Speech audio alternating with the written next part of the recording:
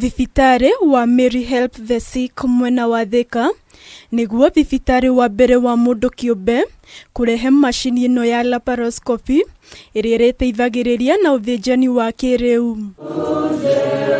Akiaria hindi ya kuruguria macini ino, murugamiriri munene wa thibitari uyu Ndagĩtarĩ Sagayarani augite ikinya riri nirikwambatiria motungata maria makoretwo makihe muingi undu umwe na kunyihiria arwaru marihi ma thibitari. Very big milestone which we have achieved. Then this will give joy and happiness really, first of all, to my consultants who were really passionate about this surgery. We were really borrowing the machine.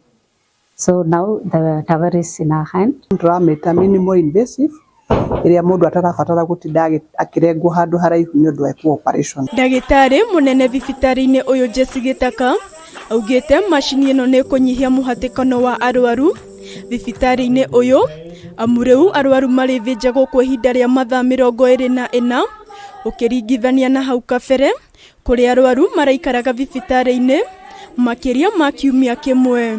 Riu ni kuhota kurehe uteithia uyu kuri andu guku Thika na guthiurukiirie na bei njega iria itari ya iguru ungicompare na thibitari iria cie Nairobi. Operate to muthi rucio mundu aikarite muno thibitari, the following day no uhote kuinuka. Ongereire ati no gikiro kinini gia thakame kiriuraga hindi iria mundu arathinjwo na gutiri kirema kiritigagwo mwiri-ini.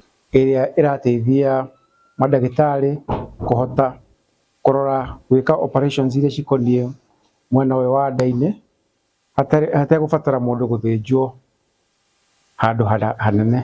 Koguo na turima tu tunini haha nda-ini ni ndagitari nimekuhota kuingira thiini, mekuhota kurora thiini wa nda uria hahuana. Handu-ini ha Kameme TV, ritwa riakwa ni Waithira wa Mwangi.